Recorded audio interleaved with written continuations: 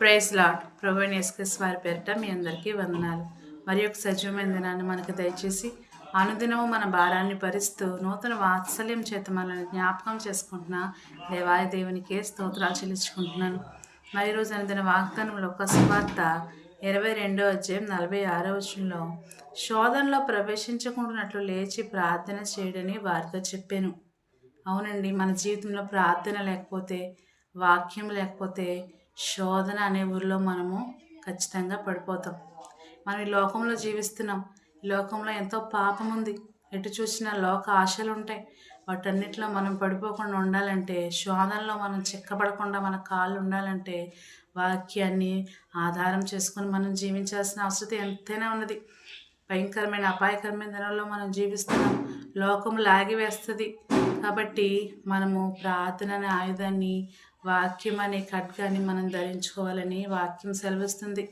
నువ్వు వాక్యాన్ని ఎప్పుడైతే ఆధారం చేసుకొని జీవిస్తావో, నీ హృదయంలో ఎప్పుడైతే వాక్యాన్ని భద్రపరుచుకుంటావో, పాపాన్ని చూసినప్పుడు దాని నుండి నువ్వు దూరంగా పారిపోతావు.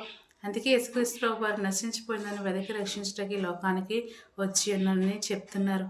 ఒకవేళ నువ్వు ఇప్పుడే పాపంలో పట్టబడి ఉన్నావా, పాప బంధకాల నుంచి రాలేకపోతున్నావా, నేను నా జీవితం ఇలా నశించిపోతుంది, నేను ఈ పాపంలో నుంచి ఎలా లేవాలనుకుంటున్నావా, ఈరోజు దేవుడు నీతో మాట్లాడుతున్నాడు. ఒక్కసారి నీ చేతులుగా ఆయనకు అప్పగించుకుంటే, ఆయన మహోన్నతిని చాటున నీవు విశ్రమించడానికి తిరిగి వస్తే, ప్రభువా నన్ను క్షమించు, నా చేపట్టుకుని లేవనెత్తని ఒక్క ప్రార్థన చేస్తే ఆయన నిన్ను లేవనెత్తాడు. నీ బంధకాలన్నిటి నుంచి ఆయన నిన్ను విడిపించుటకు సిద్ధంగా ఉన్నాడు. అందుకని శోధనలో నువ్వు ఆల్రెడీ పడిపోయి ఉంటే, తప్పిపోయిన కుమారుడు వలె దేవుని సన్నిధికి, దేవుని చెంతకు పరిగెట్టుకుని రా. ఆయన నిన్ను హక్కును చేర్చుకోవడానికి, నిన్ను క్షమించుటకు, నిన్ను ఆదరించుటకు నీ దేవుడు సిద్ధంగా ఉన్నాడు.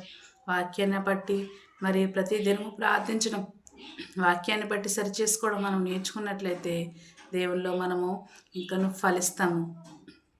దేవుడి వాక్యం ద్వారా మన అందరినీ ఆదరించును గాక. Praise lord.